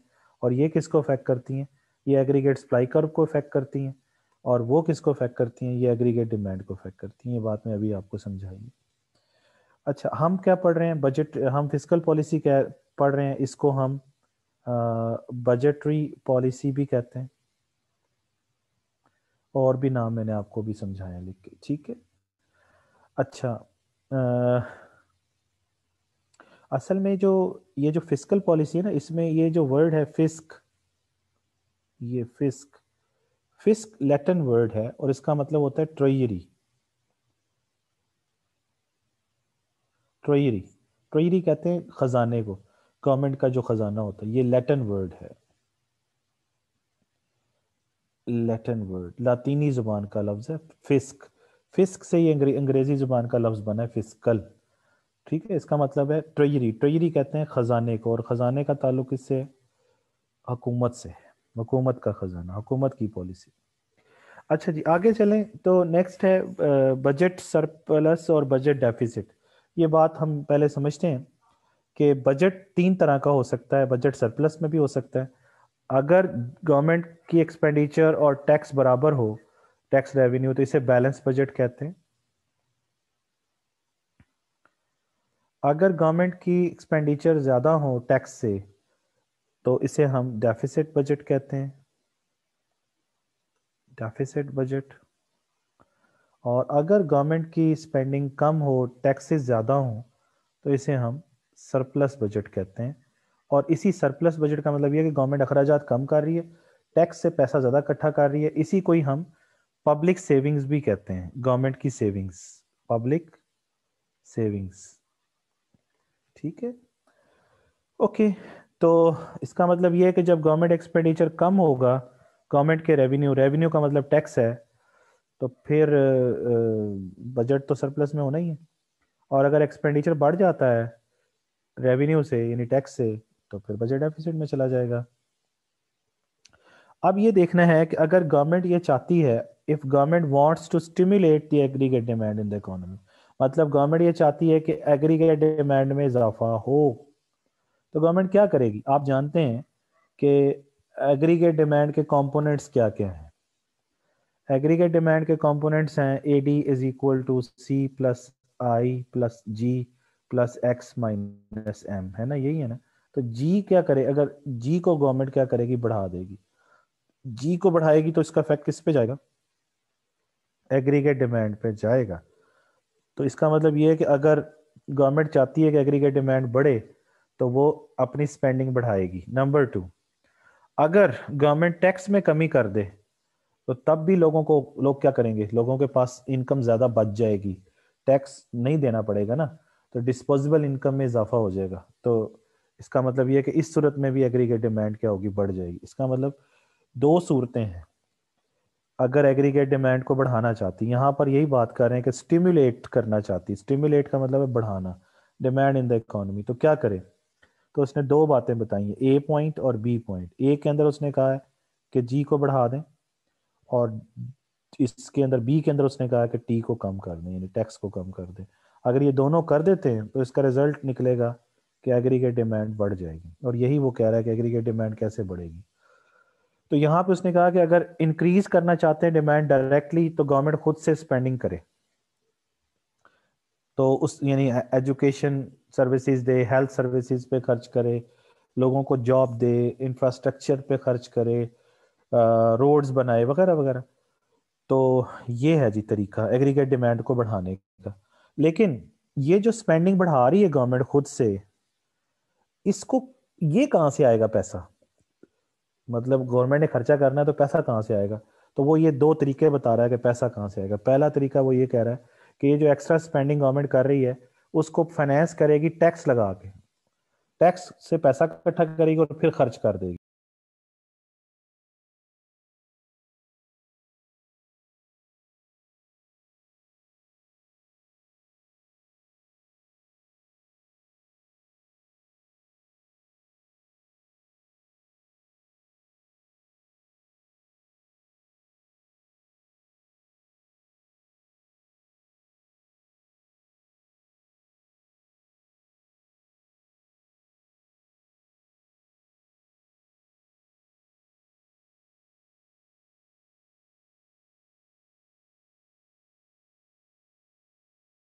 टी को कम करे, ये जो है ये इनडायरेक्ट मेथड है। ये इनडायरेक्ट मेथड है किसका, इनडायरेक्ट मेथड है एग्रीगेट डिमांड को बढ़ाने का। और ये डायरेक्ट मेथड है डिमांड को बढ़ाने का। ये डायरेक्ट मेथड किसको बढ़ाने का, एग्रीगेट डिमांड को। तो ये यहाँ पे इसलिए लिखा हुआ है डायरेक्टली, इनडायरेक्टली, और यहाँ लिखा हुआ डायरेक्टली, ये आपके सामने। तो जब गवर्नमेंट टैक्स कम करेगी तो फिर जाहिर सी बात है लोगों के पास पैसा ज़्यादा बचेगा, डिस्पोजेबल इनकम ज़्यादा होगी, तो वो क्या करेंगे, फिर खर्च करेंगे, एग्रीगेट डिमांड में इजाफा हो जाएगा। लेकिन फिर वही बात है कि अगर गवर्नमेंट टैक्स कम कर रही है तो फिर गवर्नमेंट क्या करे। जाहिर सी बात है कि फिर टैक्स में जब कमी आ जाएगी तो गवर्नमेंट के लिए उसको पूरा करना, अपने अखराजात को पूरा कैसे करेगी, तो उसके लिए गवर्नमेंट क्या करेगी, बोरिंग करेगी। या फिर गवर्नमेंट क्या करेगी कि अगर टैक्स में कट किया है तो फिर साथ ही वो एक्सपेंडिंग में भी कमी कर देगी। यही है ना। तो ये दो चीज़ें हैं। बहरहाल ये क्लियर होगी बातें, यहाँ पे मैंने आपको बता दी कैसे। मैं दोबारा यहाँ पे भी समझा देता हूँ कि अगर if government wants to increase aggregate demand, what the government can do, government के पास दो तरीके हैं, जी बढ़ा दे, टी को कम कर दे। ये डायरेक्ट मेथड है और ये इनडायरेक्ट मेथड है। इन दोनों के नतीजे में क्या होगा, एग्रीगेट डिमांड में इजाफा होगा, लेकिन उसका नुकसान ये होगा कि मुल्क में कीमतें बढ़ना शुरू हो जाएंगी। इसका मतलब यह है कि अगर गवर्नमेंट एग्रीगेट डिमांड में इजाफा करना चाहती है तो उसके पास दो टूल्स हैं या दो इंस्ट्रूमेंट्स हैं, या इसको अडॉप्ट कर ले या इसको अडॉप्ट कर ले। लेकिन उसका साइड इफेक्ट ये है कि उस मुल्क के अंदर जहाँ पर एग्रीगेट डिमांड ज़्यादा होने शुरू होती है वहाँ पे कीमतें बढ़ना शुरू हो जाती हैं। यानी इसका मतलब ये है कि ये इन्फ्लेशनरी हो जाएगा। ठीक है। अच्छा जी, दूसरी चीज़ जो इसमें समझने वाली है वो ये जो मैंने अभी अब समझा भी दी है कि fiscal policy and aggregate demand, ये मैंने आपको समझा दी है। क्योंकि अगर गवर्नमेंट स्पेंडिंग को बढ़ाएगी यानी जी को बढ़ाएगी, ये वही बात है दोबारा। तो जी क्या है, जी तो इंजेक्शन है ना, और टी क्या है, वो विड्रॉल है। तो जब इंजेक्शन इकोनॉमी में बढ़, और ये मैंने भी बताया कि इन्फ्लेशनरी होता है, ठीक है ना जी। तो इसका मतलब ये है कि ये दोबारा से देख लीजिए यहाँ पे, ये इसका मतलब एग्रीगेट डिमांड में अगर इजाफा करते हैं तो जी का बढ़ना या टी का कम होना क्या होता है, इन्फ्लेशनरी होता है। ये साइड इफेक्ट है उसका। अच्छा, दूसरी और ये भी जहन में रखें कि जी का बढ़ने का मतलब ये है कि मुल्क में इंजेक्शन में इजाफा हो रहा है, और इंजेक्शन आपको पता है कि circular flow of national income को बढ़ा देता है। मल्टीप्लायर अगर इफेक्ट होगा तो मजीद बढ़ जाएगा। और टी जो है वो विड्रॉल को शो करता है, ये भी आपको पता है, विड्रॉल या लीकेजेस जिसे कहते हैं। तो विड्रॉल की वजह से इकॉनमी में क्या होता है आपको पता है। तो लेकिन यहाँ चूंकि ये नेगेटिव विड्रॉल हो रहा है, विड्रॉल में इजाफा नहीं हो रहा बल्कि विड्रॉल में कमी हो रही है, तो इसके नतीजे में भी एग्रीगेट डिमांड में क्या होगा, इजाफा होगा और प्राइसेस में इजाफा। अच्छा, ये पहली बात है। दूसरी चीज ये है कि जो फिस्कल स्टैंस होता है, फिस्कल स्टैंस या in other words in other words एक second, in other words kinds of fiscal policy जो है वो तीन है, number 1, number 2 and number 3। Number 1 होती है expansionary, expansionary fiscal policy. Number 2 जो होती है उसे हम कहते हैं कॉन्ट्रैक्शनरी फिस्कल पॉलिसी। और तीसरी जो होती है उसे हम कहते हैं न्यूट्रल फिस्कल पॉलिसी। देखें जी, एक्सपेंशनरी फिस्कल पॉलिसी वो होती है जिसका मकसद एग्रीगेट डिमांड को बढ़ाना हो।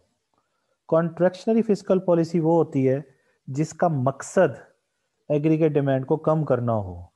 और न्यूट्रल फिस्कल पॉलिसी वो होती है जिसका मकसद एग्रीगेट डिमांड को सेम रखना हो। तो एक्सपेंशनरी फिस्कल पॉलिसी में अब आप कहते हैं कि जी एग्रीगेट डिमांड को बढ़ाने की, एग्रीगेट डिमांड को बढ़ाने, ये एक्सपेंड करेगी ना फिस्कल पॉलिसी, बताइए क्या टूल होंगे। तो आप कहेंगे जी उसमें ये होगा कि गवर्नमेंट स्पेंडिंग को बढ़ाए, नंबर 1, और नंबर 2 टैक्सेस में कमी लेके आए। दोनों का नतीजा क्या निकलेगा, इन दोनों का नतीजा ये निकलेगा कि एग्रीगेट डिमांड में इजाफा हो जाएगा।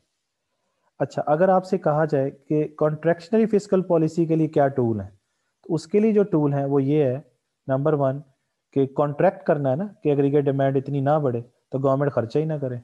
खर्चे नहीं करेगी तो ना लोगों को जॉब मिलेगी, ना लोगों की इनकम बढ़ेगी, और उसके नतीजे में एग्रीगेट डिमांड कम हो जाएगी। और दूसरा, गवर्नमेंट अगर चाहती है कि एग्रीगेट डिमांड मजीद कम हो तो टैक्स लगा दे लोगों के ऊपर। जब टैक्स लगाएगी तो दोनों का नतीजा ये निकलेगा कि टैक्स लगा दे या गवर्नमेंट स्पेंडिंग कम कर दे, दोनों का नतीजा ये निकलेगा कि एग्रीगेट डिमांड क्या कर जाएगी, कॉन्ट्रैक्ट कर जाएगी, यानी कम हो जाएगी। और अगर तीसरी बात यह कि गवर्नमेंट ये चाहती है कि एग्रीगेट डिमांड चेंज ही ना हो, तो उसका तरीका क्या है, उसका तरीका ये है कि गवर्नमेंट क्या करे, गवर्नमेंट स्पेंडिंग भी बढ़ा दे और टैक्स भी बढ़ा दे। देखें जरा क्यों भला, क्योंकि गवर्नमेंट के एक्सपेंडिचर बढ़ने से एग्रीगेट डिमांड क्या करेगी, बढ़ेगी, और टैक्सेस के बढ़ने से क्या होगा, एग्रीगेट डिमांड कम हो जाएगी। दोनों कैंसल आउट होंगे और एग्रीगेट डिमांड क्या रहेगी, सेम। ठीक, तो ये तीनों बातें समझ आ गई आपको। ओके, अच्छा अब जो है वो ये है कि नेक्स्ट पढ़ते हैं। नेक्स्ट ये है, ये आपके सामने, ये मैंने आपको करा दिया है, ये भी करा दिया है। ये फिस्कल स्टैंस, न्यूट्रल, एक्सपेंशनर, कॉन्ट्रैक्शनर, ये भी बता दिया है। अच्छा, अब जो है वो क्या है, एक्सपेंशनरी में मैंने आपको बताया कि एक्सपेंशनरी फिस्कल पॉलिसी में क्या होता है, उसमें गवर्नमेंट जो है वो जी को बढ़ाएगी और टी को कम कर देगी। जो कॉन्ट्रैक्शनरी होगा उसमें गवर्नमेंट क्या करेगी, जी को कम करेगी, टी को बढ़ाएगी। और जो न्यूट्रल होगी उसमें क्या होगा, न्यूट्रल में गवर्नमेंट क्या करेगी, जी भी बढ़ा देगी और टी भी बढ़ा देगी। ठीक है, और ये मैंने आपको बता दिया कि एक्सपेंशनरी का मकसद ये होता है कि एग्रीगेट डिमांड में इजाफा हो, कॉन्ट्रैक्शनरी का मतलब होता है एग्रीगेट डिमांड में कमी हो, और न्यूट्रल का मतलब होता है कि एग्रीगेट डिमांड से है। अच्छा जी, इसके बाद टॉपिक है फिस्कल पॉलिसी एंड अनएम्प्लॉयमेंट। तो ये बता रहा है कि फिस्कल पॉलिसी मींस कि गवर्नमेंट की स्पेंडिंग की पॉलिसी और गवर्नमेंट की टैक्स की पॉलिसी। तो अगर गवर्नमेंट की पॉलिसी ये है कि वो कम करना चाहती है बेरोजगारी को, तो क्या करे? गवर्नमेंट खर्च करे, फिर गवर्नमेंट स्पेंडिंग बढ़ाए किस चीज़ के ऊपर? कैपिटल प्रोजेक्ट्स के ऊपर, जॉब क्रिएट करे, कंस्ट्रक्शन इंडस्ट्रीज पे के अंदर लेके आए, जैसे आजकल इमरान खान साहब कर रहे हैं। तो इससे बहुत ज़्यादा जॉब क्रिएशन होगी, no doubt. It's very good decision, क्योंकि कंस्ट्रक्शन इंडस्ट्री जब किसी मुल्क की डेवलप होती है, तो कंस्ट्रक्शन इंडस्ट्री एक्चुअली, कंस्ट्रक्शन शुरू कर दें आप, तो 40 से ज़्यादा इंडस्ट्रीज जो हैं उनको वो चल पड़ती हैं। जैसे आप एक घर ही बनाना शुरू कर दें, सीमेंट चाहिए, रेत चाहिए, पंखा चाहिए, ट्यूबलाइट चाहिए, मार्बल चाहिए, पता नहीं क्या क्या चाहिए। तो 40 से ज़्यादा इंडस्ट्रीज़ के अंदर डिमांड, उतने लोगों को जॉब मिलेगी। इसी वजह से ये खान साहब ने जो अब कंस्ट्रक्शन इंडस्ट्री का काम शुरू किया, ये बड़ा अच्छा किया हुआ है। ये इसके अंदर वो लोन भी दे रहे हैं ताकि जो है वो लोग कंस्ट्रक्शन करें। जितनी कंस्ट्रक्शन ज़्यादा होगी उतना ही मुल्क तरक्की कर जाएगा। तो और इसको हम हाउसिंग रेजिडेंशियल इन्वेस्टमेंट या हाउसिंग इन्वेस्टमेंट कहते हैं। It's very good thing. इससे लोगों को जॉब मिलेगी, क्योंकि जितनी इंडस्ट्री चलेगी उतनी लोगों को जॉब मिलेगी। फिर गवर्नमेंट क्या करे? गवर्नमेंट अगर चाहती है कि बेरोजगारी में कमी, ये फिस्कल पॉलिसी के जरिए बेरोजगारी में कमी करने के स्टेप्स हैं। यानी गवर्नमेंट कैसे बेरोजगारी को कम कर सकती है? तो पहला तरीका समझ आ गया।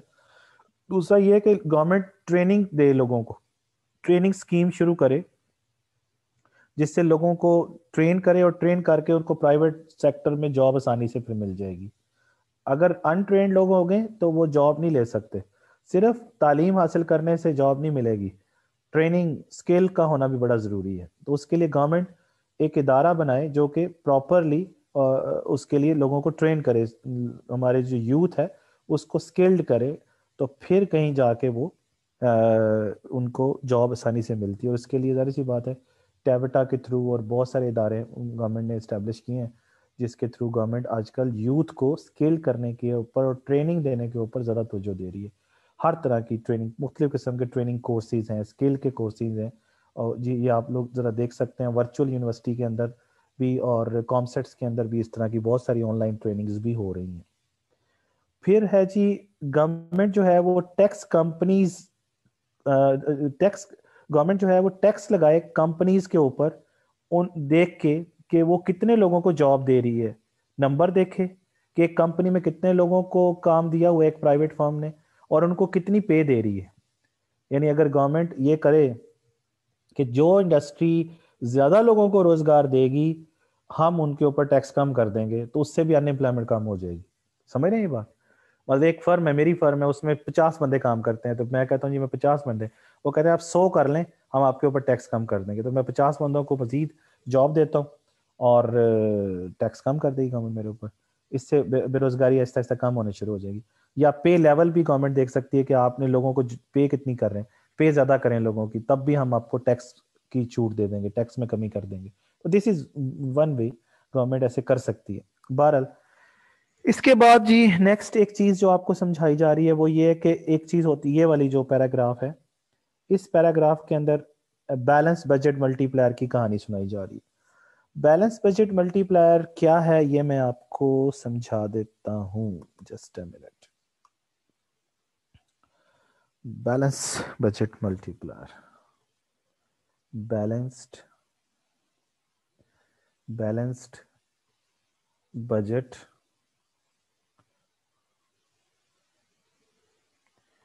मल्टीप्लायर, इसको हम कहते हैं के मल्टीप्लायर के लिए यूज होता है, और बैलेंस बजट के लिए बी कह देते हैं। ठीक है जी, बैलेंस बजट मल्टीप्लायर। तो बैलेंस बजट मल्टीप्लायर को यूनिट बजट मल्टीप्लायर भी कहते हैं। और इसका जो फार्मूला है के बी बी का, वो है 1 - MPC over 1 - MPC is equal to 1। तो इसका जवाब होता है 1। तो बैलेंस बजट मल्टीप्लायर ये कहता है कि जितना टैक्स में तब्दीली लाते हैं उतना ही गवर्नमेंट स्पेंडिंग में तब्दीली आती है और उतनी ही नेशनल इनकम में तब्दीली आती है। ये है जी बैलेंस बजट मल्टीप्लायर। और इसका इसका आंसर क्या है? 1 है कि जितनी टैक्स में तब्दीली लाएंगे उतनी गवर्नमेंट स्पेंडिंग, या जारी सी बात है कि जितना पैसा इकट्ठा होगा गवर्नमेंट के पास टैक्स के जरिए उतना ही खर्चा करेगी, और खर्चा करने के बाद नेशनल इनकम में भी उतनी ही चेंज आएगी। तो ये balance budget multiplier simple words में मैंने आपको समझा दिया, ठीक है। अच्छा, इसका फार्मूला भी बता दिया। अच्छा, इससे आगे चलें तो अदर इफेक्ट्स में ये है कि जब गवर्नमेंट टैक्स में कमी करेगी और या स्पेंडिंग में इजाफा करेगी, तो इसके नतीजे में क्या होगा? ये दोनों किस चीज़ की इंस्ट्रूमेंट्स हैं? ये दोनों आपको पता है, टैक्स में कमी कर दे ये वाली बात, या गवर्नमेंट स्पेंडिंग में इजाफा कर दे, तो एक्सपेंशनरी फिजिकल पॉलिसी होती है। इसका मतलब ये है कि इस सूरत में एग्रीगेट डिमांड में क्या होता है? इजाफा होता है। तो एग्रीगेट डिमांड में क्या होगा? इजाफा हो जाएगा। तो एग्रीगेट डिमांड में इजाफा हो गया। एग्रीगेट डिमांड में इजाफा होने का नतीजा क्या निकलेगा? कि मुल्क में कीमतें बढ़ जाएंगी। जब मुल्क में कीमतें बढ़ेंगी तो उससे दो प्रॉब्लम्स क्रिएट होंगे। एक तो ये होगा कि आपकी चीजें जब महंगी हो जाएंगी तो आपके अपने लोग आपकी मुल्क की चीजें खरीदना बंद कर देंगे या कम कर देंगे, और इंपोर्टेड चीजों को ज्यादा खरीदेंगे, इंपोर्ट्स बढ़ जाएंगी। दूसरा ये नुकसान होगा कि कीमतें बढ़ने की वजह से कि जो फॉरेनर्स हैं उन वो भी आपकी चीजों की डिमांड कम कर देंगे, तो आपकी एक्सपोर्ट्स भी कम हो जाएंगी। इसका मतलब ये है कि जब हम एक्सपेंशनरी फिस्कल पॉलिसी अडॉप्ट करते हैं तो उसका नतीजा ये निकलता है कि एग्रीगेट डिमांड तो बढ़ जाती है लेकिन मुल्क में कीमतें भी बढ़ जाती हैं, जिसके नतीजे में आपका जो बैलेंस ऑफ पेमेंट्स है वो खराब हो जाता है, वर्स हो जाता है। ये रिजल्ट मिला जी हमें। एक्सपेंशनरी फिस्कल पॉलिसी से बैलेंस ऑफ पेमेंट डिटेरिएट हो जाता है हमारा। अच्छा, अगली चीज जो है वो ये है कि क्राउडिंग आउट, ये मैंने पहले भी समझाया हुआ है आपको कि बैंक के पास जब बैंक के पास गवर्नमेंट जाती है, ये बैंक है, और बैंक के पास पब्लिक सेक्टर यानी गवर्नमेंट और प्राइवेट सेक्टर दोनों पहुंच जाते हैं। किस लिए पहुंचते हैं? पब्लिक सेक्टर का मतलब है गवर्नमेंट, बैंक के पास जाते हैं जी कर्जा दें। गवर्नमेंट ज्यादा कर्जा लेती है प्राइवेट सेक्टर की निस्बत, तो बैंक क्या करता है? बैंक इंटरेस्ट रेट, यानी इसका मतलब यह है कि जब when government demand more loan from banks, तो क्या होता है? इंटरेस्ट रेट में इजाफा हो जाता है, बैंक सूद में इजाफा कर देता है, शरह सूद। तो इंटरेस्ट रेट में इजाफा होने के नतीजे में जो प्राइवेट इन्वेस्टमेंट है वो प्राइवेट कहता है मैं नहीं फिर लेता कर्जा, क्योंकि बहुत महंगा सूद पे नहीं लेता, तो प्राइवेट इन्वेस्टमेंट कम हो जाती है। इसको हम, यानी गवर्नमेंट क्यों कर्जा ले रही है? कि गवर्नमेंट ने खुद इन्वेस्टमेंट करनी है कर्जा लेके, तो गवर्नमेंट की इन्वेस्टमेंट तो बढ़ती है लेकिन प्राइवेट इन्वेस्टमेंट कम हो जाती है। तो इस चीज को हम क्राउडिंग आउट कहते हैं। इस चीज को, इंटरेस्ट रेट के बढ़ने की वजह से जो प्राइवेट इन्वेस्टमेंट कम हो जाती है, इसको हम क्राउडिंग आउट इफेक्ट कहते हैं। लेकिन इसका अच्छा इम्पैक्ट, इस अच्छी बात इसमें ये होती है कि गवर्नमेंट की इन्वेस्टमेंट बढ़ रही होती है, लेकिन इसका साइड इफेक्ट ये होता है, क्राउडिंग आउट क्या होता है? प्राइवेट इन्वेस्टमेंट क्राउडिंग आउट हो जाती है, यानी कम हो जाती है। चलें जी, यहाँ तक हमें बातें समझ में आ गई, तो मेरा ख्याल है कि आज यहीं तक कर लेते हैं। तो बाकी कल हम इंशाल्लाह ताला ये चैप्टर मुकम्मल करने की कोशिश करेंगे। कोई क्वेश्चन है तो आपका मैं देख लूँ। ठीक है जी, एमसीक्यूज़ की प्रैक्टिस भी करा दिया करें जी। पहले ये सिलेबस कर लें फिर हम एमसीक्यूज़ करेंगे इंशाल्लाह ताला। अल्लाह हाफिज़। कोई क्वेश्चन करना चाहते हैं तो प्लीज़ बताइए, अदरवाइज़ मैं इसको वाइंड अप करूँ। If you have any question kindly question पूछिए। कोई क्वेश्चन रेलिवेंट है तो मुझे बताइए। मुस्कान आप पूछ लीजिए, फिर आप नाराज़ हो जाती हैं। कोई क्वेश्चन है तो।